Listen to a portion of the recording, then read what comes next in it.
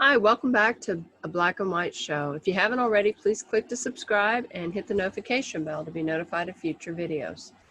If you've been living under a rock, you probably haven't heard about Kyle Rittenhouse, but I'm betting you probably have heard about him.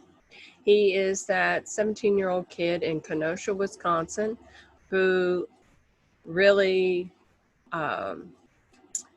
he was very good. And I've heard some people who know what they're talking about talk about how he was, he did everything right as far as protecting himself and doing the shots that he did, first one thing another. He's probably done some training, I would think, and rumor is that his father is a cop or former or current, I don't know, in Illinois. That said, I was thinking about the biblical response to self-defense. Now, we are called to love people. We are called to be caring and considerate of others, which we should be. But there is no law that says you cannot protect yourself. It's a natural law. We have a right to protect ourselves no matter what some people would have you to say. You know, some people would like to say. They are really all about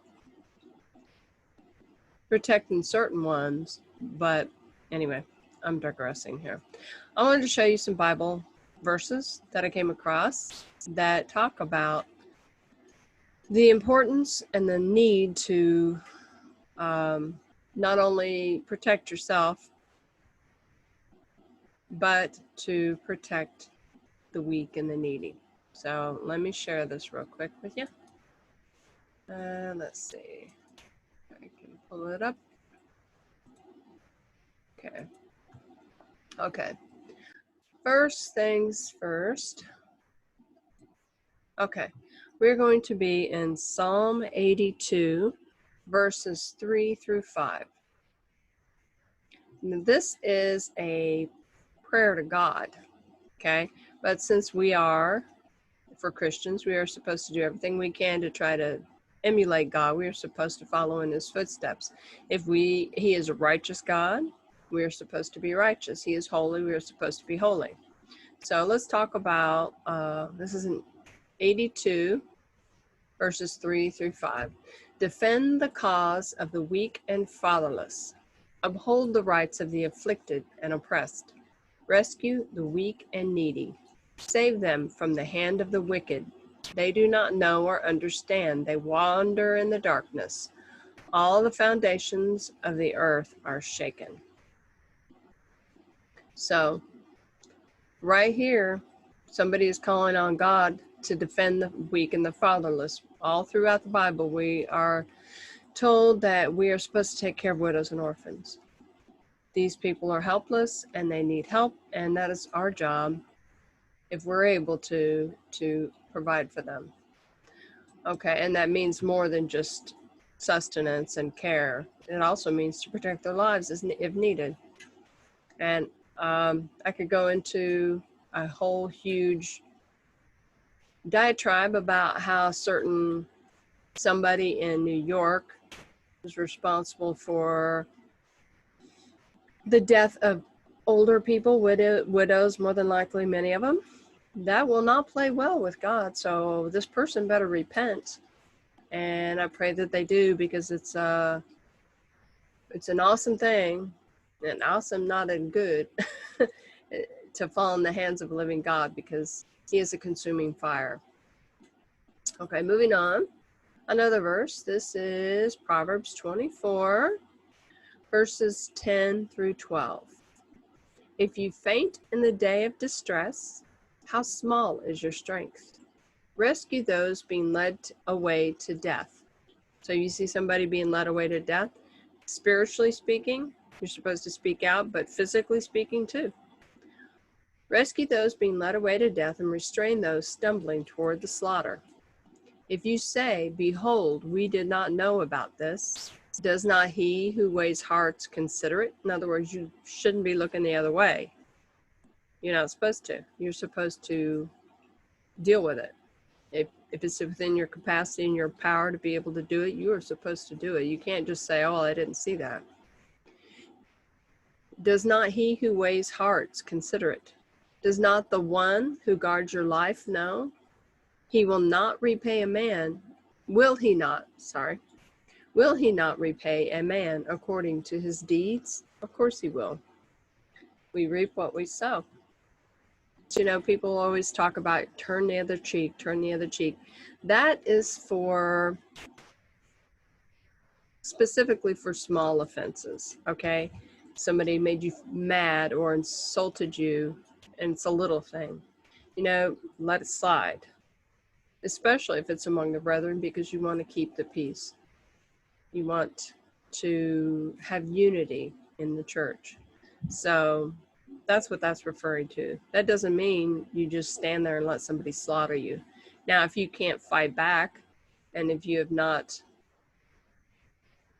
you don't have the capacity, or you cannot, well, then you just have to deal with what you have in front of you. God will give you the grace to deal with that. But you should be protecting your family.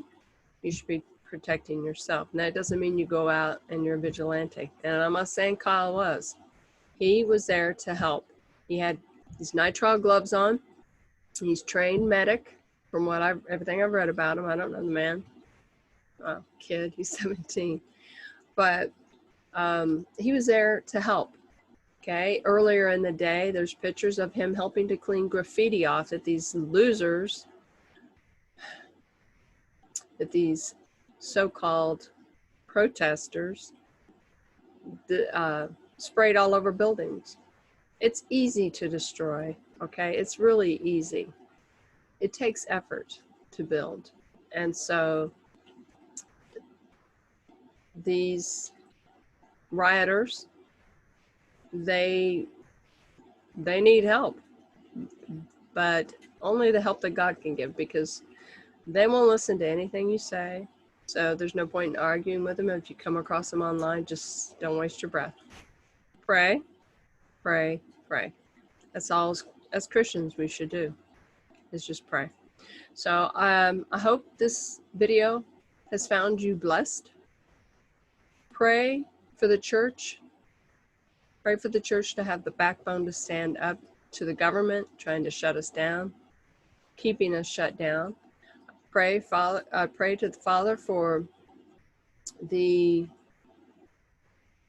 wolves in sheep's clothing to be revealed, and for them to lose their ministries, because they're taking people to hell with them, and that's not good. That's horrible. That's horrible.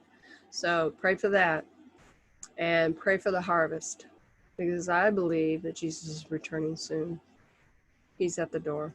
I fully believe it. So just stay in prayer, stay in the Word, and know that you don't have to be a whipping post just because you're Christian. Don't let yourself be walked on. Well, I should say, you can ignore little offenses. There's no point. But don't let yourself be hurt or somebody you care about. Now, and this may sound silly. A lot of people say, well, of course. But there are some people who don't want to offend God, and that's a good thing. But they are confused about self-defense. So just rest assured that what Kyle did, I don't know if he's Christian or not. I hope he is. But what he did was, there was nothing wrong with it. I'm sure he is going to have to live with the fact that he killed the 2 out of the 3. What's really sad to me is the one that was shot in the arm is obviously not repentant, and he's regretful that he didn't kill Kyle. However, Kyle probably is regretting that he killed the other 2. But when you're in that kind of a situation and people are coming after you, chasing you, it's scary. You know, he reacted, and that's just the way it is. Those people, they say he shouldn't have been there, but he was trying to help. He was trying to protect businesses, and he was trying to be there to help people that got hurt. And he lived. I read today where he might have even worked in Kenosha, so he's familiar with the town. He probably knew people. Smaller, well, small enough, I should say. You probably know people. So it's sad. It's really sad all the way around. But be in prayer. Be in prayer. So God bless. Don't forget to click subscribe and hit the notification bell. And God bless you. Stay in prayer. And I will see you next time. Bye.